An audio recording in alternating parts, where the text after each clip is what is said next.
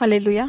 जय मसीह के प्रियो। इस समय एक वीडियो जो कि सोशल मीडिया में काफी तेजी से वायरल हो रहा है, काफी तेजी से फैल रहा है, जहाँ पे एक व्यक्ति हैं जो अपने भगवान जिनको वो मानते हैं, जिन पर उनकी आस्था है, वो अपने भगवान को, अपने ईश्वर को हमारे प्रभु यीशु मसीह से जो कि जीवित है उससे तुलना कर रहे हैं। उनका ऐसा कहना है कि जो प्रभु यीशु मसीह के हाथ और पैरों में कील लगे थे, जो उन्हें जब क्रूस पर चढ़ाया गया था, और वो उन कीलों से, उन 3-4 कीलों से उनकी डेथ हो चुकी थी। और हमारे जो ईश्वर हैं, जो भीष्म पितामह, जिन्हें कितने तीर उनके चेस्ट पे लगे थे लेकिन वो फिर भी जीवित थे। प्रियो, इस तरह की बातें वो व्यक्ति खुलेआम आज अपने जागरण में, कथा में इस तरह की बातों को कह रहे हैं। प्रियो, आप इस वीडियो को देखिए पहले, जहां उन्होंने किस तरह की बयानों को, किस तरह की बातों को लोगों के सामने रखा है और अपने ईश्वर की तुलना हमारे जीवित परमेश्वर से की है। प्रियो, आप पहले इस वीडियो को देखिए। भगवान यीशु को टांगा गया, एक कील इस हाथ में, एक कील इस हाथ में, एक इस पाँव में, एक इस पाँव में, 4 कील भगवान यीशु भगवान के घर। 4 कील में जो भगवान कह रहे हैं कि ये भगवान यीशु है, ये चले गए सैकड़ों बाण जिनके शरीर में चुभे हुए थे पितामह भीष्म, जिसको तो हम भगवान भी नहीं मानते हैं। Wake up to reality. Bhishma Pitamah से बहुत लोग लड़े होंगे, अर्जुन से पहले, पर उनको पता नहीं था कि इनको मारना कैसे। तो वो उसका कोच है अर्जुन का, कृष्ण, वो कहता तू टेंशन मत ले, शिखंडी को खड़ा कर दे। उसने शिखंडी को खड़ा कर दिया, पितामह ने हथियार रख दिए। अर्जुन पलटा पीछे कि भाई अच्छा नहीं लग रहा है।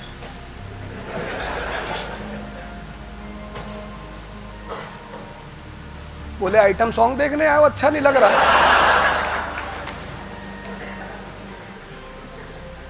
तुम्हारी बीवी की साड़ी खींची जा रही थी, ये भी बैठा हुआ था। वो तुम्हारा प्यारा सा बच्चा अभिमन्यु, वो जब मारा गया तो निकाल के तुरंत लौट गया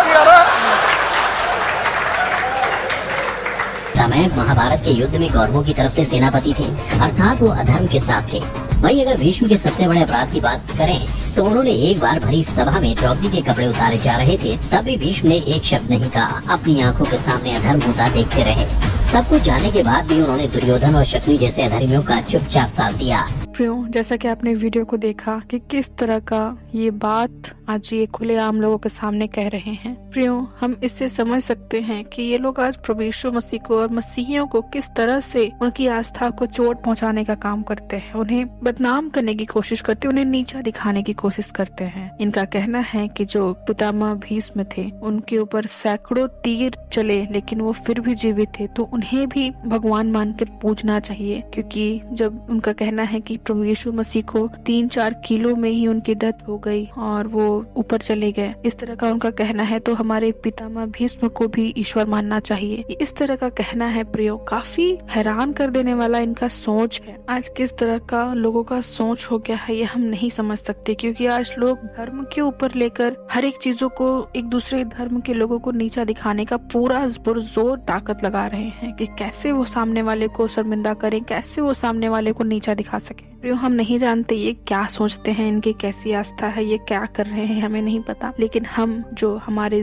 जीवित परमेश्वर है, जिसकी हम आराधना करते हैं, वो सच्चा है। बाइबल का वचन हमें बताता है कि वो वास्तव का परमेश्वर है, वो सदा का राजा है और अमरता केवल उसी की है। हालेलुया। वीडियो में ये व्यक्ति जिस प्रकार की बात कर रहे हैं कि किसी व्यक्ति को ईश्वर बना दे, वो काफी अलग तरह का बात हो जाएगा, क्योंकि कोई इंसान ईश्वर नहीं बन सकता। हालेलुया। जैसा कि हम सभी जानते हैं कि हमारे प्रभु यीशु मसीह किसी आदमी और महिला के मेल से उत्पन्न होने वाले नहीं थे। उन्हें पवित्र आत्मा के द्वारा मरियम के अंदर परमेश्वर ने भेजा था। हालेलुया। और वो पवित्र आत्मा के सामर्थ्य के द्वारा गर्भवती हुई थी, जिसमें कोई भी दाग, कोई भी पाप, कोई भी किसी प्रकार का दोष नहीं पाया गया। हालेलुया। और हमारा प्रभु यीशु मसीह जब इस पृथ्वी पर आए, उन्होंने वो सारी चीजें की जो इस पृथ्वी पर पहले ना तो हुई, ना बाद में कभी हुई और ना कभी हो पाएगी, क्योंकि वो अद्भुत सामर्थ्य परमेश्वर है, जिसने अपने आप को हम लोगों के लिए, हमारे प्रेम के खातिर परमेश्वर ने अपने इकलौते पुत्र को बलिदान कर दिया। वो इसलिए संसार में नहीं आया कि वो मारा जाए, उसे क्रूस पर बलिदान कर दिया जाए, और उसके अंदर इतनी ताकत नहीं थी, ऐसा बिल्कुल नहीं है। आज कई लोग ऐसा सोचते हैं कि जब प्रभु यीशु मसीह ने खुद अपने आप को उस क्रूस की मृत्यु से नहीं बचा पाया तो हम लोगों को क्या बचाएगा। इस तरह की लोगों की सोच है प्रियो, लेकिन दरअसल रहस्य यही है कि प्रभु यीशु मसीह कुर्बान होने के लिए ही आए थे। वो पिता परमेश्वर की उस इच्छा को पूरा करने आए थे ताकि हम मानव जाति उन सभी का उद्धार हो सके। हालेलुया। आज लोग बड़ी आसानी से कह देते हैं कि जो खुद को नहीं बचा पाया वो दूसरों को क्या बचा पाएगा। प्रियो,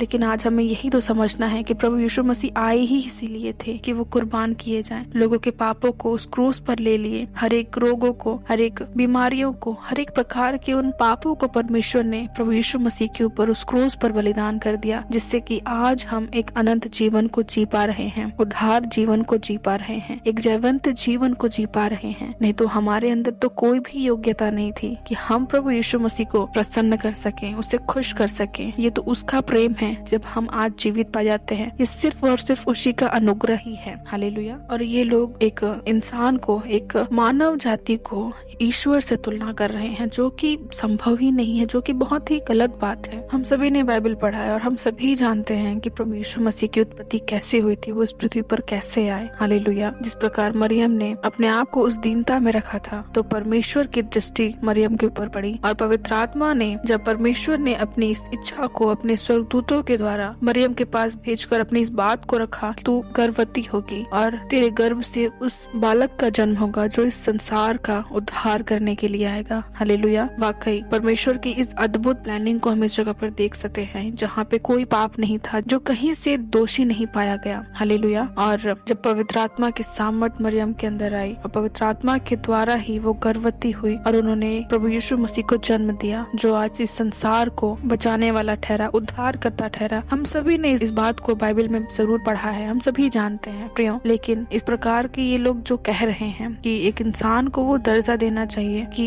एक इंसान होकर, मानव जाति होकर उसे ईश्वर का दर्जा मिले, वो बेहद ही असंभव वाली बात है, बेहद ही गलत बात है। हम नहीं जानते इनकी आस्था कैसी है, किस पर है, और हम इस पर कोई भी कमेंट नहीं करना चाहते प्रियो। लेकिन हमारा परमेश्वर जीवित है, हमारा ईश्वर हमारे साथ रहने वाला परमेश्वर है। और जब प्रभु यीशु मसीह इस पृथ्वी पर आए, उन्होंने किस तरह से कितने अद्भुत अद्भुत चिन्ह और चमत्कारों को किया जो कि इंसान कभी कर ही नहीं सकता। ये हम सभी ने पढ़ा है बाइबल में, हम सभी जानते हैं। और आज भी हम प्रभु यीशु मसीह के प्रेजेंस को, उस अद्भुत प्रेजेंस को महसूस कर सकते हैं, उसमें अद्भुत तरीके से हम रहते हैं। हम सभी जानते हैं जो इंसान के द्वारा संभव कहीं से नहीं हो सकता, क्योंकि इंसान के अंदर कोई ताकत ही नहीं है। हालेलुया। हमारे प्रभु यीशु मसीह ने कितने बीमारों को चंगा किया, दुष्ट आत्मा से ग्रस्त लोगों को छुटकारा दिया, बीमारों से चंगा किया, अद्भुत प्रकार के जो बीमारी का इलाज नहीं था उसे चंगा किया, मुर्दों को जीवित किया। प्रभु यीशु मसीह ने पानी पर भी चला, जो इंसान के लिए कभी संभव ही नहीं है। और हम सभी जानते हैं बहुत सी ऐसी कहानियां हैं बाइबल के अंदर, बहुत कहानियां नहीं, दरअसल वो रियलिटी है जो परमेश्वर के समय में परमेश्वर ने प्रभु यीशु मसीह के द्वारा पूरी की थी। जिस प्रकार बाइबल का वचन में कहता है कि जो कोई प्रभु यीशु मसीह पर विश्वास करता है वो अनंत जीवन को पाता है। परमेश्वर ने अपने इकलौते पुत्र को इस पृथ्वी पर भेजा कि जो कोई उस पर विश्वास करे वो अनंत जीवन को पाए। हालेलुया। वो उद्धार को पाए। ये कोई इंसान नहीं कर सकता। परमेश्वर,